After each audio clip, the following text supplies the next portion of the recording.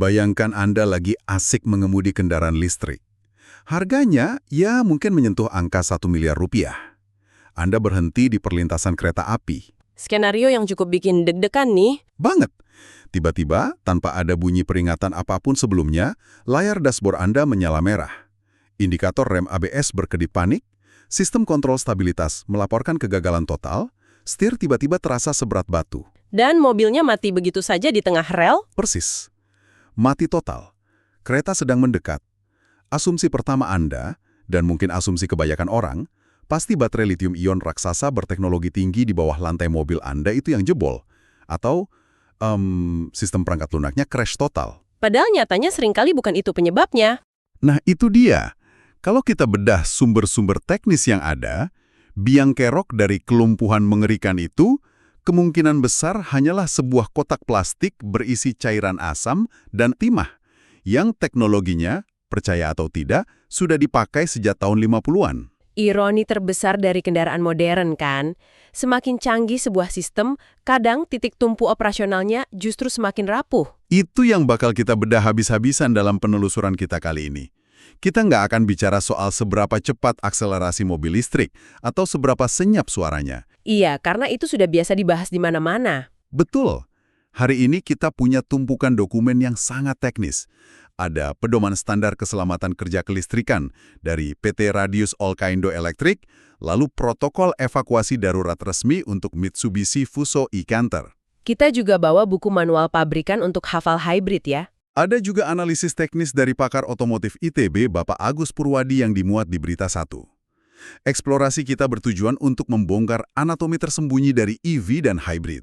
Karena pas Anda memutuskan bawa pulang mobil listrik, Anda tuh sebenarnya sedang mengadopsi reaktor kimia dan ekosistem kelistrikan tegangan tinggi ke dalam garasi Anda. Kalimat yang bagus banget tuh, reaktor kimia di garasi. Mari kita mulai dari hal yang paling visual dulu deh.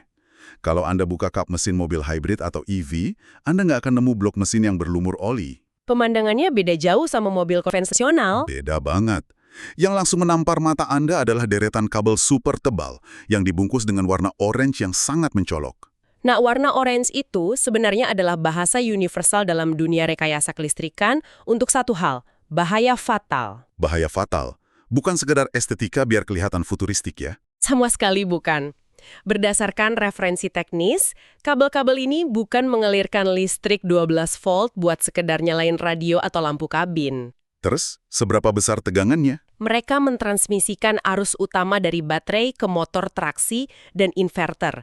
Tegangannya itu sangat brutal. Kita bicara di rentang 400 sampai sekitar 1200 volt, tergantung arsitektur mobilnya. 1200 volt. Wah, gila. Iya, sebagai gambaran aja nih, tegangan setinggi itu bisa menembus resistensi kulit manusia dalam hitungan milidetik. Aduh, saya selalu ngeliat warna orange ini tuh kayak warna cerah pada katak beracun di hutan Amazon loh. Analogi yang pas banget. Iya kan? Kayak mekanisme pertahanan alamiah yang berteriak secara visual. Lihat boleh, difoto boleh, tapi sentuh sedikit saja dan Anda tamat. Secara harfiah tamat ya. Tapi gini, logika saya agak terganggu di sini. Kalau kabel ini bawa arus 1200 volt yang mematikan, kenapa pabrikan cuma ngebungkusnya pakai karet pelindung atau silikon poliuretan? Memangnya Anda maunya dibungkus pakai apa? Ya, kenapa nggak dimasukkan aja ke dalam pipa baja pelindung yang solid gitu loh. Pabrikan memang klaim konektornya punya seal kedap air dan tahan gigitan tikus. Tapi ya namanya karet tetap saja karet. Pipa baja itu terdengar sangat aman di atas kertas. Tapi itu mengabaikan hukum dasar fisika dari sebuah kendaraan yang bergerak. Maksudnya pergerakan sasis? Betul. Sasis mobil itu nggak sepenuhnya kaku. Pas Anda melewati lubang, berbelok tajam, atau berakselerasi kenceng, seluruh rangka mobil itu mengalami torsi. Dia melengkung atau flexing. Oh iya juga ya. Mobil kan selalu memuai dan bergerak. Ditambah lagi motor listrik juga ngasilin getaran harmonik. Kalau kabel tegangan tinggi itu dibungkus pakai pipa baja yang kaku, gaya kinetik dari pergerakan sasis bakal ngasih tekanan luar biasa ke titik-titik sambungannya. Jadi sambungannya malah gampang patah. Pasti patah. Dalam waktu singkat, konektor baja itu bakal retak karena kelelahan logam atau metal fatigue. Makanya, insulator berbahan elastomer atau karet silikon tebal ini wajib dipakai. Karena dia bisa ikut melengkung ngikutin sasis. Persis, dia beradaptasi sama pergerakan sasis tanpa mengorbankan integritas sambungan di ujung-ujungnya. Oke, saya paham. Fleksibilitas itu harga mati untuk benda yang bergerak. Tapi, bukannya itu membuka celah kerentanan yang baru? Celah soal air, maksud Anda? Iya. Di panduan pengguna kan keras banget tuh peringatannya soal mencuci area ini pakai air bertekanan tinggi atau menerjang banjir lebat. Masalahnya, klaim kedap air pada mobil listrik ini sering disalahartikan sama konsumen awam sebagai bisa diajak menyelam. Nah, ini miskonsepsi yang bahaya. Klaim kedap air pada EV itu biasanya merujuk pada standar IP67. Yang artinya cuma tahan sebentar di air diam kan? Tepat. Tahan terhadap perendaman statis sesaat. Tapi coba bayangin mekanismenya waktu Anda nerjang banjir. Pas mobil bergerak nabrak genangan air tinggi, air di depan mobil bakal terdorong dan nyiptain gelombang bertekanan dinamis. Oh, tekanannya jadi berkali-kali lipat lebih kuat dari sekedar genangan diam ya? Jauh lebih kuat. Air yang terkompresi dari depan ini pasti nyari jalan keluar. Dan dia bisa aja menekan masuk melewati cincin segel karat atau o-ring mikroskopis yang ada di konektor kabel oranye tadi. Berarti kalau airnya tembus... Airnya jadi jembatan konduktif. Wah, air kotor dari jalan raya, yang pastinya penuh mineral dan konduktif banget, menembus segel, menyentuh terminal 1200 volt, dan menghubungkannya langsung ke chasis logam mobil. Secara harfiah ya, begitu kejadiannya. Terus mobilnya langsung nyetrum semua orang di dalam? Untungnya nggak langsung begitu. Saat itu terjadi, sistem manajemen baterai biasanya sangat pintar.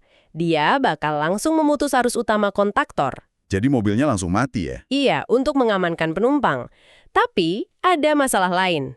Kelembapan yang terlanjur terjebak di dalam segel karet itu bakal memulai proses korosi galvanik secara diam-diam. Oh, kayak karat yang merayap pelan-pelan. Betul, Anda mungkin nggak langsung mogok hari itu saat lewat banjir. Tapi beberapa bulan kemudian, resistensi internalnya meningkat, karatnya menumpuk, dan sistem tiba-tiba gagal total di tengah jalan tanpa peringatan. Ancaman tak kasat mata ya.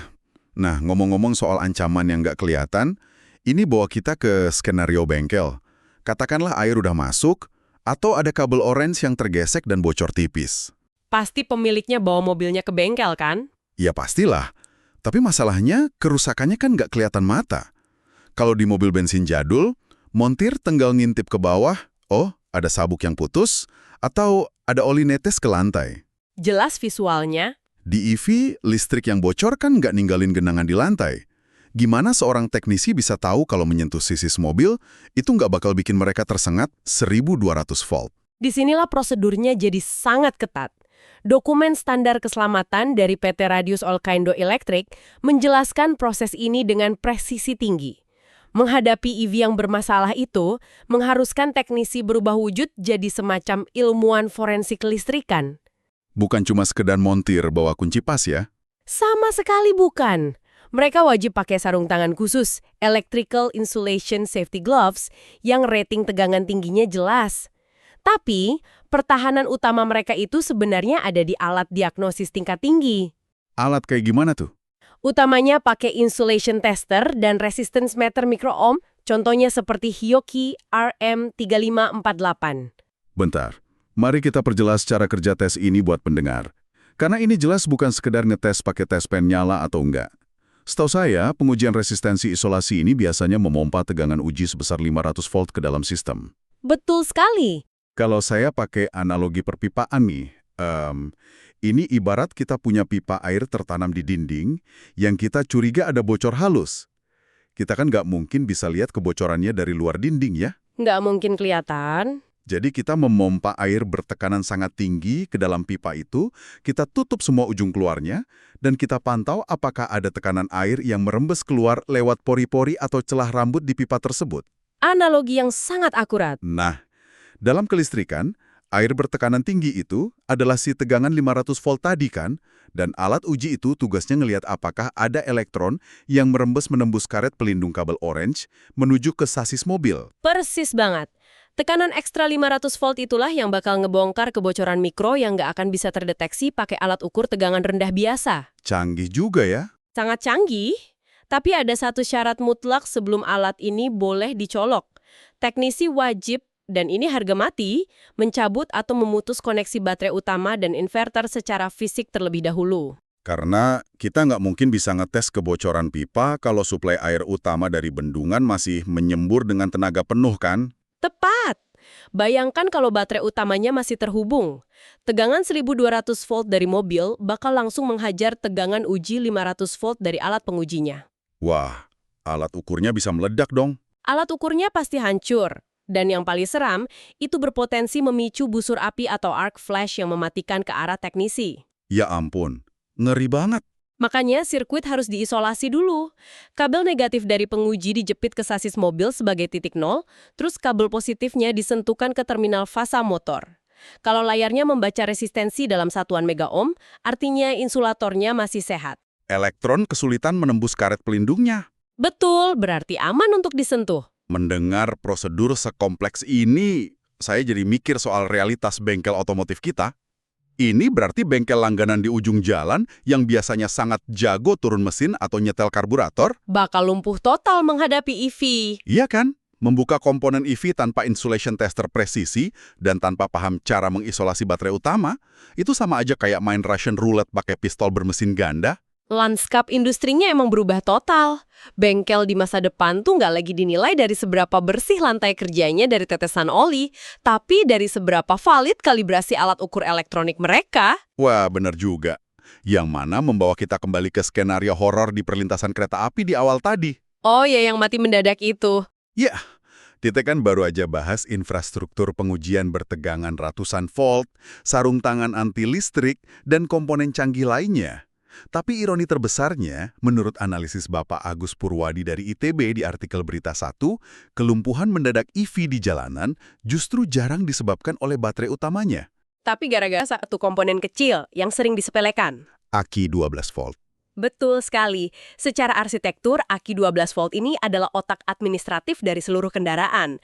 Pak Agus Purwadi nyebutnya sebagai jantung elektronik.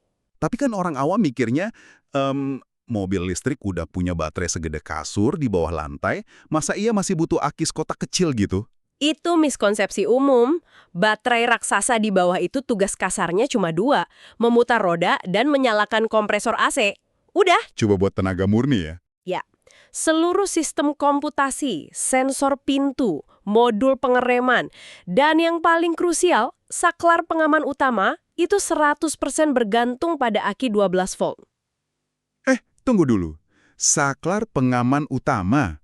Jadi aki sekecil ini bukan cuma buat nyalain layar radio dan lampu sen? Sama sekali bukan.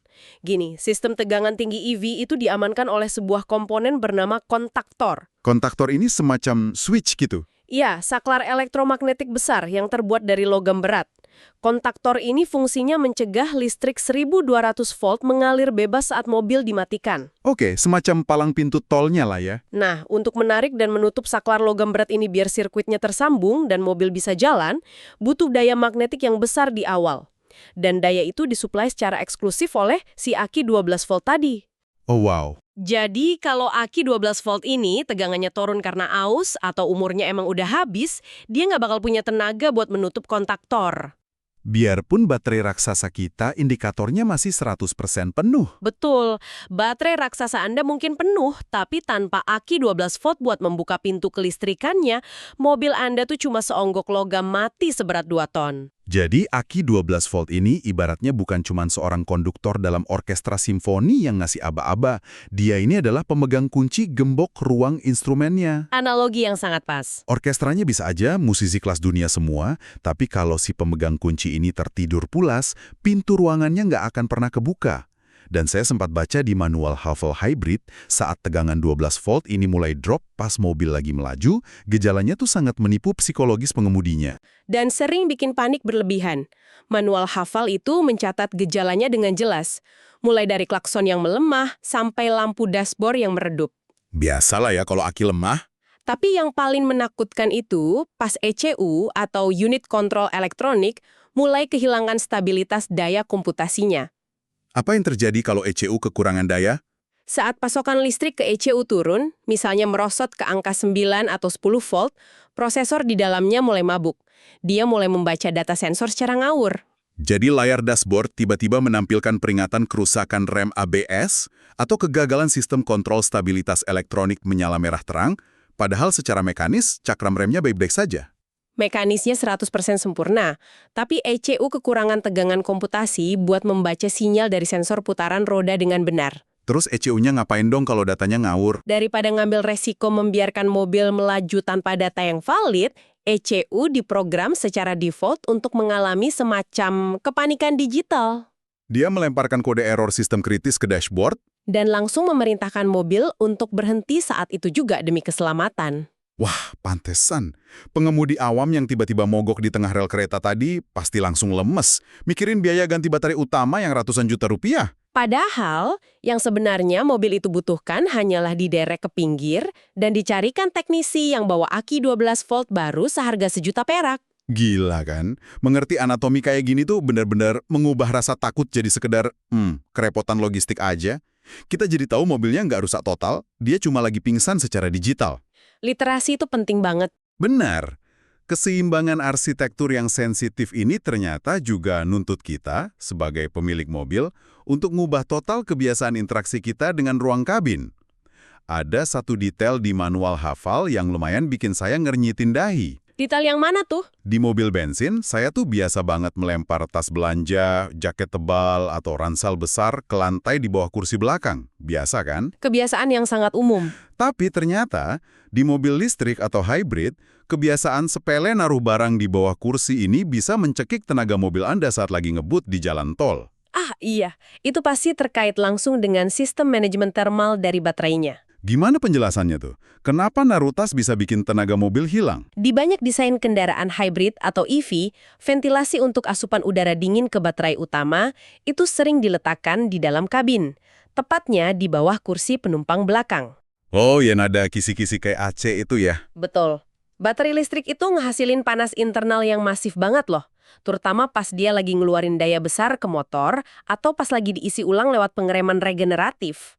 Kalau Anda menutupi kisi-kisi ventilasi itu pakai tas punggung, Saya secara nggak sadar nutup jalur napas sistem pendinginnya. persis.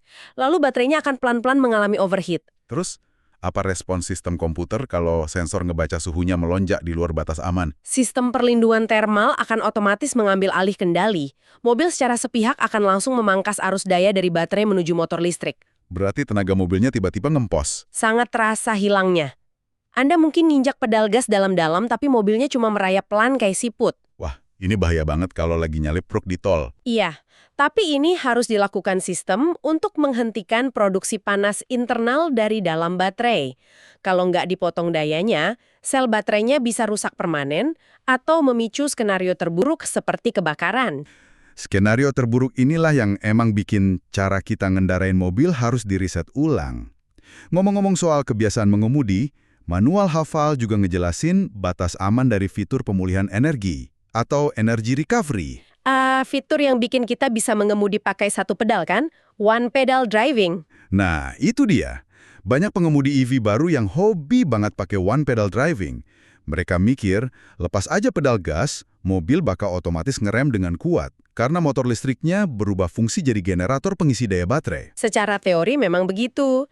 Ini kebiasaan yang sangat nyaman buat di dalam kota, tapi bisa jadi mematikan kalau Anda nggak paham mekanisme fisika di baliknya. Kenapa bisa mematikan? Fitur pemulihan energi itu bekerja dengan cara mengambil energi kinetik dari momentum roda mobil yang lagi melaju. Energi kinetik itu lalu diubah jadi energi listrik untuk dimasukkan kembali ke dalam baterai. Jadi kayak dinamo sepeda ya, semakin diputar makin berat. Betul, selama baterai Anda masih ada ruang kosong, fitur ini bakal terus ngasih efek pengereman mesin atau engine brake yang sangat kuat. Nah, tapi manualnya secara eksplisit ngasih peringatan keras. Fitur ini akan nonaktif sama sekali kalau suhu baterainya terlalu ekstrim, atau, ini yang paling penting, kalau baterai utama sudah terisi penuh 100%. Hukum kekekalan energinya nggak bisa bohong. Gini logikanya, kan energi kinetik itu nggak bisa dihilangkan, cuma bisa diubah bentuknya.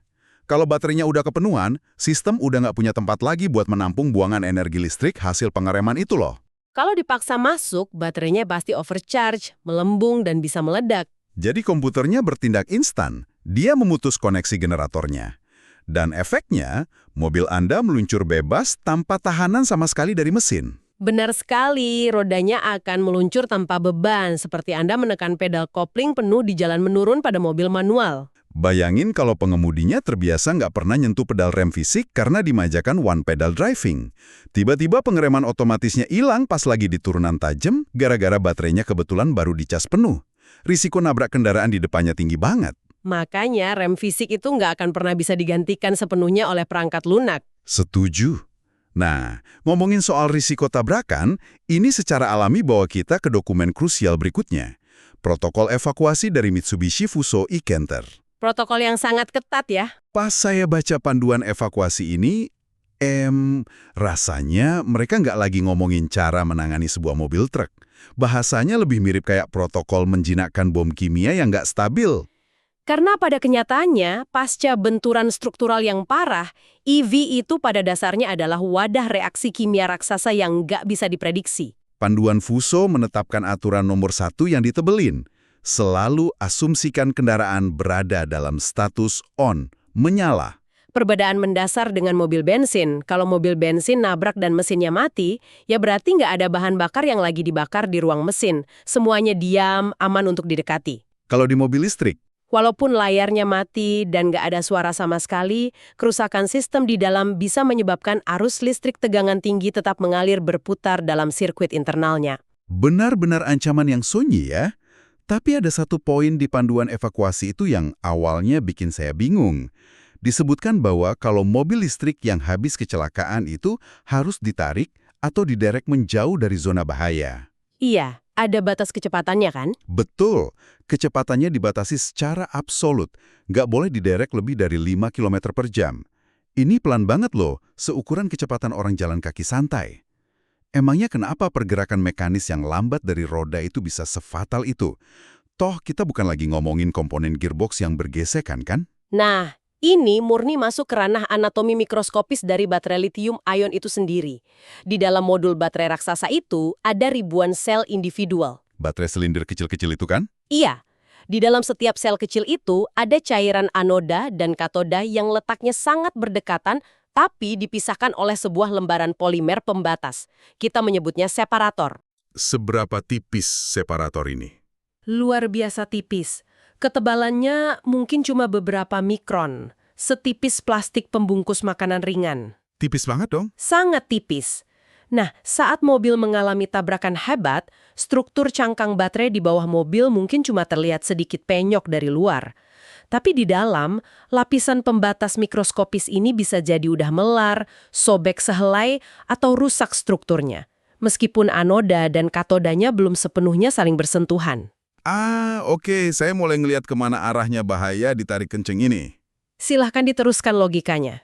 Kalau mobil EV yang udah cedera internal itu ditarik pakai derek biasa, di atas aspal yang bergeronjal dengan kecepatan normal, getaran mekanis dari jalanan itu bakal mengguncang sel-sel baterai yang kondisinya udah kritis tadi kan? Persis. Lapisan pembatas yang tadinya cuma sobek dikit, gara-gara diguncang derek, akhirnya robek sepenuhnya. Anoda dan katodanya ketemu langsung. Dan terjadilah korsleting internal saat itu juga. Wah, Dan ketika satu sel aja mengalami korsleting internal, energi kimia di dalam sel itu dilepaskan secara mendadak menjadi energi termal. Suhunya bakal melonjak drastis, bisa ratusan derajat dalam hitungan detik. Inilah mekanisme awal pemicu terjadinya thermal runaway atau pelarian termal. reaksi berantai yang nggak bisa di-stop itu ya? Betul, panas ekstrim dari sel yang korslet itu pasti bakal melelehkan plastik pembatas pada sel tetangganya. Betul, sel kedua ikutan korslet. Terbakar, lalu menghasilkan panas 2 kali lipat, melelehkan sel ketiga, keempat, dan seterusnya menjalar ke seluruh sasis kayak rentetan domino. Rentetan domino yang sangat brutal. Dan masalah terbesarnya, menurut buku panduan keselamatan, reaksi kimia dari thermal runaway ini seringkali ngehasilin oksigennya sendiri. Tunggu, ngehasilin oksigen sendiri? Iya, seiring dengan terurainya material katoda oleh panas ekstrim, ia melepas oksigen. Ini berarti apinya nggak butuh suplai udara dari luar untuk terus membesar. Pantesan, disemprot pakai air dari tabung pemadam biasa nggak akan mempan kan? Mustahil dipadamkan hanya dengan menyemprotkan alat pemadam konvensional. Yang lebih mengerikan, proses pelelehan berantai ini pada tahap-tahap awal seringnya nggak ngeluarin tanda-tanda visual apapun. Nggak ada asap atau letupan di awal. Nggak ada. Suhunya merayap naik pelan-pelan di balik cangkang baja tertutup, sampai akhirnya fasenya kritis dan dia meledak, atau tiba-tiba menyemburkan api gas bertekanan tinggi dari bawah kolong mobil. Itu ngejelasin banget kenapa tim penyelamat pemadam kebakaran sekarang dilatih untuk terus memonitor suhu wadah baterai pakai kamera inframerah thermal setelah kecelakaan. Biarpun dari luar mobilnya cuma kelihatan penyok dikit di bagian pintu, di dalamnya bisa aja lagi terjadi neraka yang merayap. Memang sedrastis itu perubahannya. Memahami semua mekanisme ini, mulai dari kabel 1200 volt yang rentan air, saklar logam berat yang bergantung pada aki kecil, sampai lembaran mikroskopis di dalam baterai yang bisa memicu kebakaran termal kalau diguncang derek, rasanya transisi kita menuju kendaraan elektrifikasi ini bukan sekedar mengganti bensin dengan colokan listrik ya. Sama sekali bukan. Ini adalah perpindahan menuju arsitektur transportasi yang secara fundamental berbeda. Ini menuntut tingkat literasi teknik yang jauh lebih tinggi dari penggunanya. Kita nggak bisa lagi abai ya. Gak bisa beralih ke mobil listrik atau hibrida, berarti kita harus belajar merespons kendaraan kita bukan lagi cuma sebagai alat mekanis, tapi sebagai sebuah jaringan komputer rumit yang dikawinkan dengan reaktor elektrokimia yang bergerak di atas jalan. Sangat masuk akal. Literasi inilah yang nanti bakal membedakan pengemudi awam yang panik dan ketakutan saat melihat layar dashboard berkedip error dengan pengemudi teredukasi yang bisa dengan tenang membuka kap mesin dan mengecek tegangan aki 12 volt mereka dulu. Pengetahuan adalah tameng utama kita. Sepakat. Namun, sebelum kita menutup eksplorasi mendalam kita kali ini, membaca tentang ancaman thermal runaway dan kerusakan kabel oranye yang bisa bersembunyi secara internal ini, memunculkan satu pemikiran yang cukup meresahkan buat saya. Pemikiran apa tuh? Sebuah pemikiran untuk Anda, para pendengar, bawa pulang dan renungkan. Kita semua kan tahu siklus hidup sebuah kendaraan. Coba proyeksikan situasi canggih ini 10 tahun ke depan.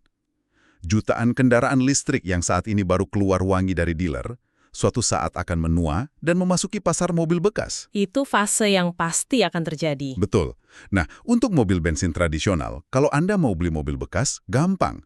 Seorang montir biasa bisa dengan mudah mendengarkan suara klep mesinnya atau mengecek kalau ada kebocoran kompresi. Semuanya terlihat, terdengar, dan bisa diraba. Indikator keausannya fisik. Tapi bagaimana cara kita, atau calon pembeli awam nanti, bisa memverifikasi integritas kabel orange berlapis segel yang mungkin pernah terendam banjir bandang 5 tahun lalu, tapi nggak pernah dibongkar sama pemilik pertamanya? Wah, itu korosi galvanik yang tertunda tadi ya. Nggak kelihatan dari luar. Persis. Atau gimana kita bisa yakin bahwa pelindung kolimer mikroskopis di dalam sel baterai mobil bekas itu nggak dalam keadaan setengah robek akibat mobilnya pernah menghajar polisi tidur dengan kecepatan tinggi, yang tentunya nggak akan pernah diakui oleh si penjual. Tanpa alat diagnosis ratusan juta, itu hampir mustahil dibuktikan. Makanya, mungkinkah kelak arsitektur kelistrikan yang rapuh dan tersembunyi ini bakal memaksa industri kita menciptakan standar regulasi yang sepenuhnya baru? Sangat mungkin. Apakah di masa depan kita sebagai konsumen nggak akan berani lagi melakukan jual beli mobil bekas tanpa adanya semacam, katakanlah, sertifikat bebas radiasi listrik resmi, atau mungkin dokumen audit thermal baterai dari otoritas independen? Kalau nggak ada sertifikat itu, risikonya terlalu besar. Benar. Karena jika tidak ada transparansi medis dari mobil listrik tersebut, kita mungkin akan melihat banyak orang awam yang tanpa sadar menukar seluruh tabungan hidup mereka dengan sebuah bom waktu yang senyap di garasi mereka. Sesuatu yang pastinya patut Anda renungkan dalam-dalam saat melihat sebuah mobil listrik melaju hening di sebelah Anda hari ini. Terima kasih telah ikut menelusuri realitas tersembunyi ini bersama kami. Sampai jumpa di penelusuran kita berikutnya.